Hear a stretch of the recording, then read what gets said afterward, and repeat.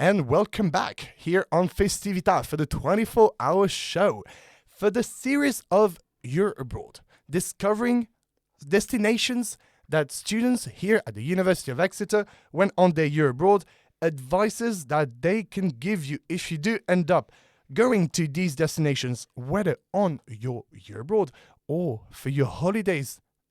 How useful is that? No? Don't you want to maybe know a little bit, how to prepare yourself? Because I've heard a lot of, second year students saying that it was very stressful. So we thought we might go over several destinations that many of students, either now in fourth year or alumni at the University of Exeter who went on the year abroad. And for the first one, we have Mr. Tom Sylvester in the studio today. Hello, Tom. Hi, Matthias. Thank you for having me.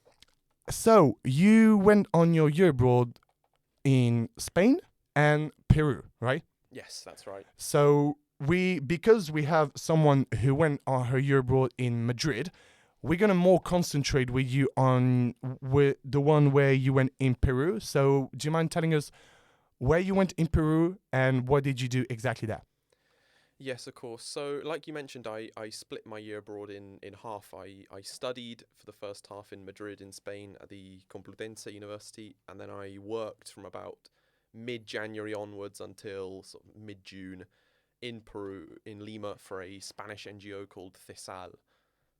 Nice. And what was the NGO like doing? Like what did you actually do like as a work? Yeah, so initially I only went to teach English.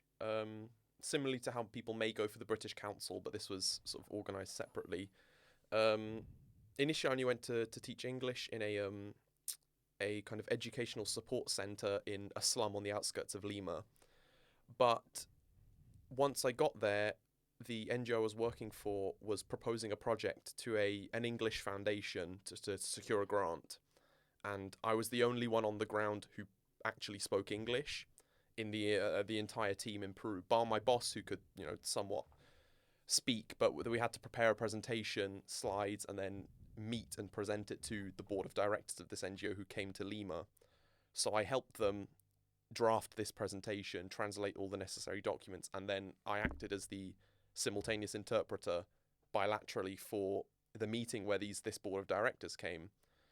And after that whole process, they thought, you know what, they asked me, we think you've got kind of a brain for this project management stuff, for this grant development, so why don't you come and help us out more on that side as well? So in the end, I did 3 days a week in the office working on project management development, and then 2 per week in the field teaching English. Very nice, very nice.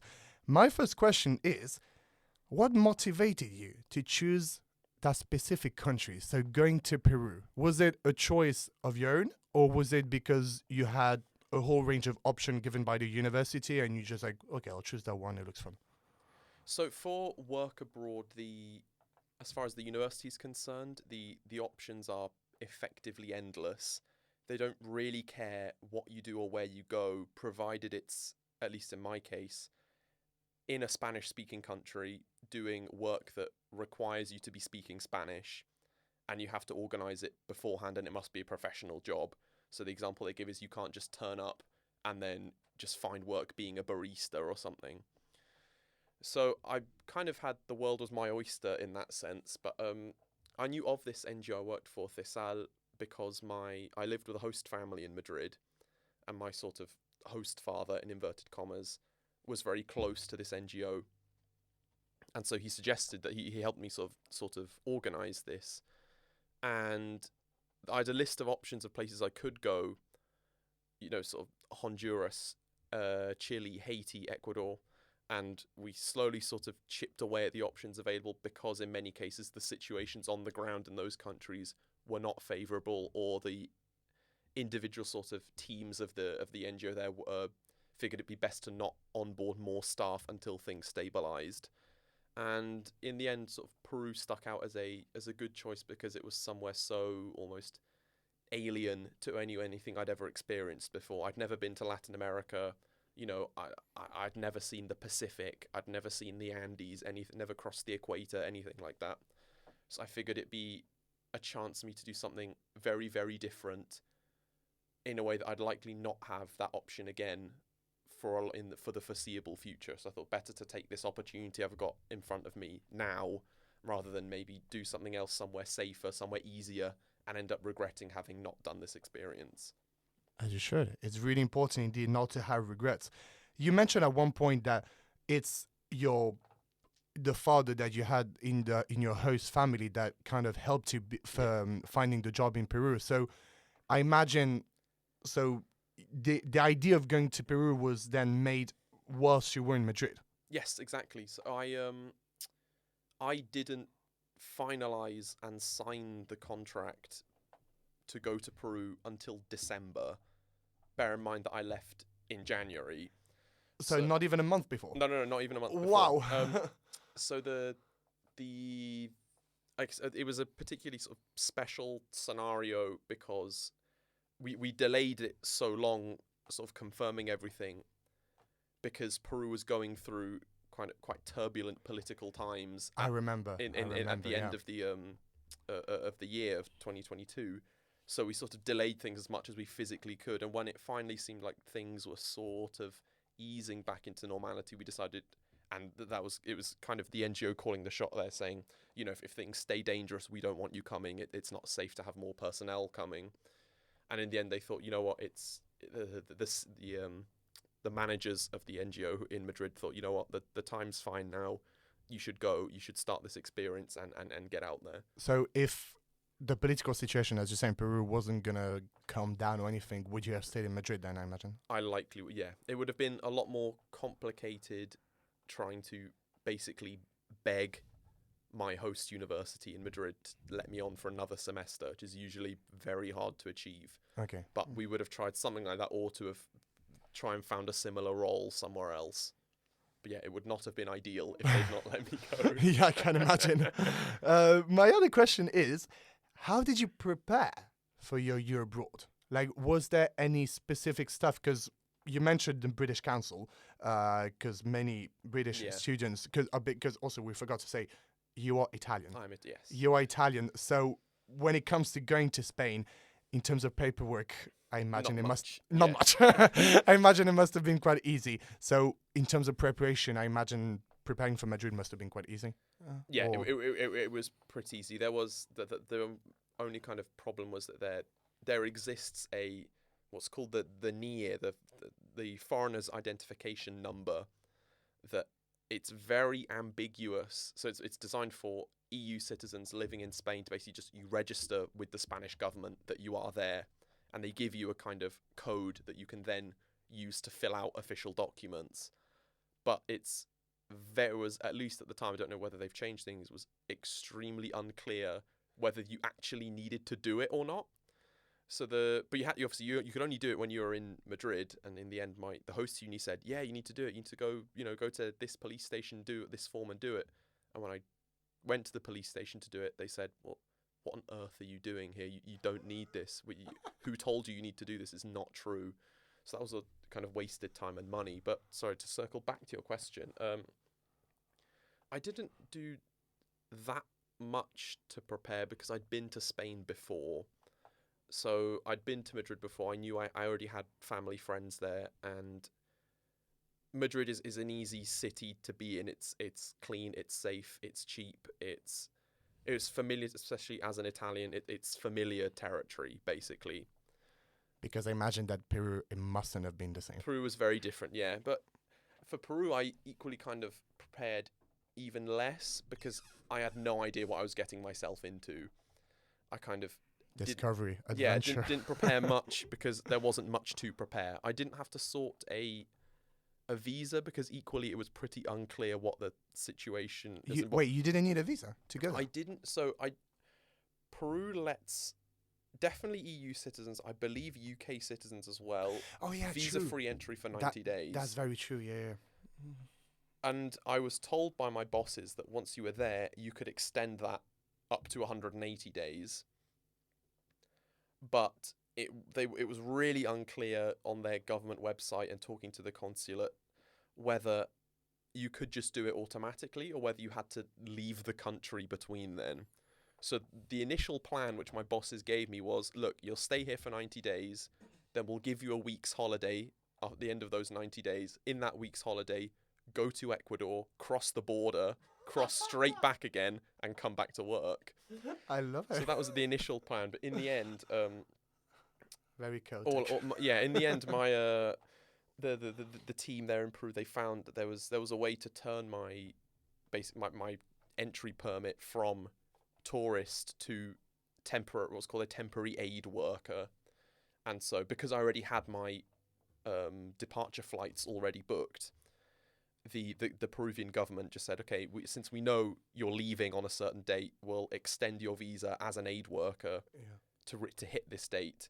And so I didn't have to do anything. All I had to do was the NGO sent my passport to the Foreign Office in Peru. They stamped it with a special stamp, and I had to go and pick it up, and that was it. So I was quite lucky on that front. Well, that's the good thing to know about Peru, is that if you do end up going there, well, if it's less than 90 days, so there's no visa, but if it's more than 90 days, I have the impression they seem pretty chill about it. Well, it's best at least compared to other countries. Well, it's best to be careful, because of course. Peru is like a lot of countries where, as Europeans, if you break the law, as in if you stay over the permitted 90 days, they won't tell you and they won't deport you. They will just wait for you to get to the airport as you leave, and then look at your passport and say, "Oh, you left. You entered Peru 100 days ago. We're going to charge you however many dollars per day for every day you overstayed." Oh, okay. And because they know they can make money out of you that way. For sure. Yeah. I don't know. They're less, let's say, benign with people of other countries, especially other Latin Americans, so Venezuelans, Colombians. If people like that overstay their visa, the government's quite happy to deport them. But for Europeans and North Americans, people they think they can make money out of, they're happy to let you overstay and then fine you the difference. Yeah, I see. Okay, yeah. I see. My other question, and one of the big thing that, a lot of students sometimes have to face when they go into a new country is the cultural difference. So you mentioned in Spain how, because you're Italian, Spain, Italy, they're very similar, very, culturally friends. So I imagine it must have been a big shock. But what about Peru? Did you feel any different? And if you did, how did you manage to kind of cope with them?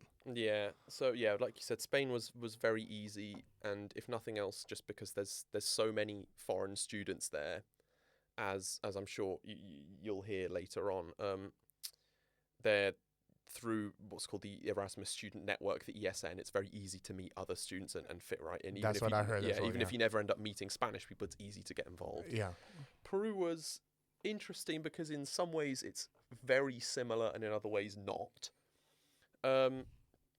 If nothing else, I entered Peru as an Italian because apparently they told me you could get more lenient visas there as a Peruvian, which in the end wasn't true. It's the same for UK and for Italy, I believe. Yeah. But by kind of happy coincidence, I never figured, I didn't know until I got there. Peruvians love Italians because in the late 1800s, at the same time as many Italians emigrated to the States, huge numbers also emigrated to Peru, among all the other Latin American countries like Brazil and Argentina. Oh, so there was a huge Italian community in Peru. Obviously, centuries ago, it's kind of diluted into, become incorporated into the rest of Peruvian society. But you hear Italian surnames, you see Italian-sounding things everywhere. There's a presence of Italian culture within Peru and within its food. It's you can detect this trace. Nice. And the weirdest example of that was that at least as I was told, the Peruvians, the Italians, when they came to Peru had no fire brigade, and the Italians set up the first volunteer fire brigade in Peru. So as you go around Lima, the capital, so many of their fire stations will say Lima Fire Station number 1, and its nickname will be Giuseppe Garibaldi, or its nickname will be Lazio. So they will have Italian names to kind of honor this Italian heritage, because in Peru's war with Chile, many Italian firemen died putting out the fires that the Chilean army started in Lima. So they kind of became these sort of martyrs in inverted commas that were sort of glorified by them, and so the Italians have a very good rep in Peru. Brits maybe less so, just because there's less love for Anglo-Saxons, Brits, Americans, and the like in Latin America. But the Italians had a very good rep, so I found integrating quite easy. Sorry, particularly as by my accent, many people thought I was Spanish. There you are. I was gonna. Yeah. You bring me to the point that for the language, how easy or difficult was it Yeah. to speak Spanish with them? Because I imagine you must have had a good level of Spanish when Yeah. you were arriving, whether in Madrid or in Peru. But do you feel that both countries, and especially Peru, were they welcoming enough in case, even if you don't really speak super well Spanish? So I think welcoming, yes, they're a very open, they're very welcoming people, very kind-hearted. It's more just a question of that. I think Peru is still a bit behind other countries in terms of level of English, just because of the state of the education system there. So it's very kind of. I'd definitely recommend anyone who does try and at least have a very basic level of Spanish. It just makes everything easier. But particularly in the more tourist areas or in things related to tourism, you will find people who speak English, particularly in places like Cusco around Machu Picchu. In many tourist areas, you will find, indigenous grandmas who are trilingual in Quechua, their native language, Spanish, and then English. And many will also speak French, and some speak German, and some speak Italian, and some speak Portuguese. So, as presumably with most countries anywhere, in everything that's related directly to tourism, more people naturally speak English because it helps them make money. But day to day, there won't usually be, especially if you get to go to more local places, you won't find, I don't know, street signs in English, menus in English. People will generally not speak very good English. Obviously, the richer, younger people a lot more so, but the common person in Peru speaks a lower level of English. It's much harder to communicate with them in English. So yeah, having an okay level of Spanish, or even just the basics, is definitely advisable before you go. Fair enough. Okay, yeah, that's for sure. I mean, whenever you go in every country, I mean, if you speak a minimum of the language, that will definitely help you. Around you said 4 months, 6 months in Peru, Yeah, roughly. Was there any particular challenge that you faced that was quite difficult, whether in your work or lifestyle or anything? And if so, how did you manage to overcome? Did you get any help from the locals, or was it the uni that helped you, or your job? Yeah. So thankfully, I nothing happened to me that required intervention from the uni or from work. But the main problem I suffered, which is a bit of a rare case, was the fact that politically was still somewhat unstable when I arrived, to the point where I didn't really sort of leave my neighborhood for the first kind of month and a bit because the situation was still so tense. It was in Lima, right? Yes, yeah. There wasn't any kind of active ongoing issues at the time. It kind of fizzled out just as I arrived, but you could tell, it was palpable that the situation was still tense, as in people felt like it could kick off again at any time. So that was mostly just unfortunate, but I was lucky in that my housemates and my colleagues did recognise that, and they sort of not felt bad for me, but maybe that, and so the people were very welcoming and happy to sort of show me around and invite me to their houses, be very open and kind of show me what they could of the city, of their culture, in this sort of limited capacity. That then kind of things got safer and safer as I stayed, so I was then able to kind of get out more, explore more, and see more. But yeah, that was my main problem on that front. Linguistically, it was okay. I found that a lot of Peruvians are very quiet, in the sense that they're very, very respectful people.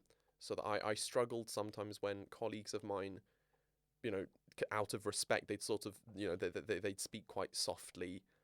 And when when they would speak kind of more quietly, or maybe even a bit more quickly, I struggled a bit to kind of keep on with what they were saying because I couldn't hear them properly. Whereas other people there were, like my boss in the education center was a very loud, happy, boisterous guy, and him I understood more because he spoke up, but less because he spoke quickly. So it's and that just takes time. There's the kind of, if you already know where you're going, then I guess it probably helps to watch interviews, watch the TV, listen to, I don't know, Peruvian podcasts or YouTubers or whatever. But definitely it's something that it just takes time to get used to, particularly having gone directly from Madrid to a new accent, new mannerisms. It was completely different slang, which is kind of quite unique to them. So it took time to get used to the accent and to get used to the kind of slight grammatical differences between Castilian and Peruvian Spanish, but it's just that with time it all gets better. Nice, nice. You mentioned at one point your housemates and the people you were living with. Was it difficult to find a house in Peru? Because we know how finding a house here in Exeter sometimes can be a real problem. So how was it finding it in the other side of the world? So I presume under normal circumstances it would have been very, very, very difficult. But thankfully, a friend of mine, I guess a friend of a friend of a friend, worked at the NGO I then worked for, and she knew of a friend of hers who had an empty room in her house, as in the house she shared with another guy, that she needed to fill kind of quite urgently. And thankfully I kind of arrived on the scene just at the right time. So it was, for me, purely a question of luck. Had I not had these kind of network of people who helped me find a house, I think I would have struggled immensely. But then again, because I had this sort of looking for a house was lined up at the same time as we were sort of waiting for the situation to develop, I never looked myself independently to find a house, so I don't know for sure how difficult it would have been. But it's always difficult renting in a foreign country because there's many sort of levels of bureaucracy that get in your way. This isn't just unique to Peru, it'll definitely happen in Spain as well. That often, the most common one, for example, is that landlords won't they either won't take you at all unless you've got a kind of sponsor or guarantee, in inverted commas, from the country, someone with a bank account in that country that they can almost use as your guarantor, or they'll ask for the entire rent for however long you're staying, all of it up front. So it's difficult to find a house as a foreigner in many places, but it can be done, definitely. It's just it's not made easy. I see. Well, good that you knew people in advance, so it definitely helped you in finding your house. Yeah. Before my last question, that's more of a very specific Peruvian question, because I've personally been in Peru, and I've struggled with something that I'm sure many people will struggle as well if they do end up, especially in a specific city, Cusco, the altitude. Yes, yeah. How was the altitude a big problem for you? Because Lima is at sea level, so it's fine. But if anyone ends up in Cusco or any other places that are very high in the country, do you have any advices for people to deal with it? Because I didn't know it before I went, and I had real struggle. Yeah. So there's a lot of very good advice online these days for what to do there, and much of it's good, and so it's worth just Googling. You'll find 100 things that you can do. So what I did was that I would definitely recommend is giving yourself sort of 2 days where you plan nothing before if you want to spend a week there, arrive 2 days earlier, book 9 days, and spend the first 2 very calmly, just acclimatizing. Because I didn't get sick, thankfully, but I did feel the altitude. It was a very weird feeling for anyone who's ever kind of gone up very suddenly from a plane from 0 to 3,000 meters. Indeed. That you feel that every breath of air sort of isn't hitting as you'd want it to. You physically feel there's not as much oxygen as you'd like. You get tired very quickly, even just walking around for a short period of time. I can 100% Yeah. confirm that. Yeah, because for anyone, by the way, who doesn't know, when you go to if you want to go to Machu Picchu, you have to go first to Lima, the capital, most of the time from Europe. Then you end up in a smaller city, I would say, called Cusco, which is then the main point where you would just either do the trek to get to Machu Picchu, or you would get the train, to go and visit that. So when Tom is saying, stay 2 days, it's in Cusco mostly. Do stay there because otherwise you will struggle really heavily with the altitude. You can't just go directly there because otherwise you're going to be in big pain. Yeah, and I took I bought them from a pharmacy in Lima before I left. They were tablets of coca leaves and other sort of other herbal They remedies, have that a lot. which help you it helps. I think it helps circulation. I think that's what it does. It helps kind of the blood flow a bit better and helps you. Every breath makes it a bit better. But when I got that, I don't know if you had it as well. They made tea with the coca leaves as well. Same. Yeah, I had it as well. Yeah. We were drinking it literally every morning. Yeah. Which also helps. It's weird. I had to. It was a bit stupid. I had to see I saw a lady an American tourist she was buying a bag of coca leaves, and she was telling the lady she was buying them from that she wanted to take them home with her. No, she can't. And I told her, look, miss, you can't do that. Yeah, like, it's illegal. These are the leaves that you can turn into cocaine. Yeah. if you fly back into LAX with this, you'll be in prison for 10 years. Yeah, definitely. And she was like it's authorized in Peru, but not in other countries. Yeah, exactly. Because it's legal to have the leaf in Peru because it's a traditional kind of herbal remedy they've used for millennia. But that's the thing. For anyone who doesn't know, it's not like the drugs that we would potentially find in Europe. It's literally just herbal tea, kind of equivalent of herbal tea that they have in Peru to literally help you with altitude, especially for tourists. Yeah, it's something that you will find everywhere. Yeah, it's just unfortunate. It's those leaves which are the first ingredient to turn it into cocaine, which is why it's illegal to. I don't know if it's illegal to, as in if they will arrest you in Peru for trying to take it out the country. No, they will arrest you in the country. But they will arrest you wherever you try to land. Because Peru doesn't care. They don't mind. Yeah. Okay, beautiful. Well, thank you so much for coming, Tom. My last question is, if you had to give one advice to someone who would go to Peru next year, for example, what would it be? What is the first thing that you think they should be careful about or, think about before going to Peru? Yes. The big thing is to just be mindful of stereotypes. We have a very stereotyped view of Latin America. Obviously, as with many stereotypes, it's somewhat grounded in reality. So, you do have to be careful in Lima. It's much more dangerous than any other city you've probably lived in. Common crime, theft does happen.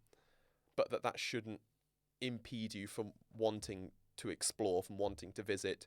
You just have to be a bit switched on about things. It's being careful, as you would in many other cities, not wandering around with your phone in your hand at all times, keeping an eye out for listening to locals. If they tell you, don't go down there, don't do it. Don't be a hero, don't be stupid.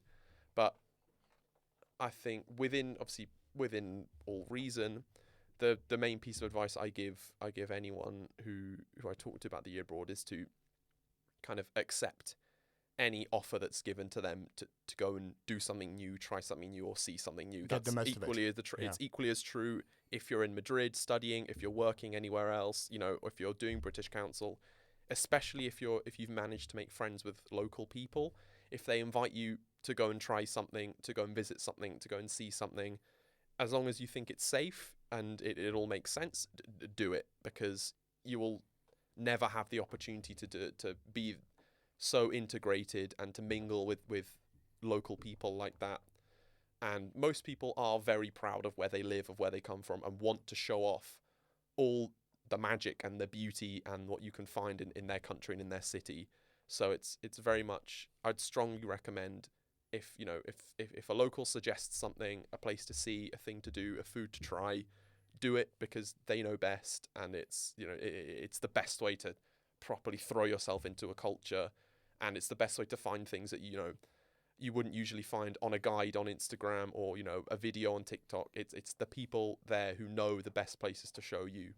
And if there's a reasonable offer that's given to you, do it, throw yourself. And that's the best way to enjoy your year abroad. That's your great advice. And I think I would definitely follow it if I would love to go back to Peru. Unfortunately, I didn't do my year abroad. I didn't do any year abroad in general. I was supposed to, but I didn't.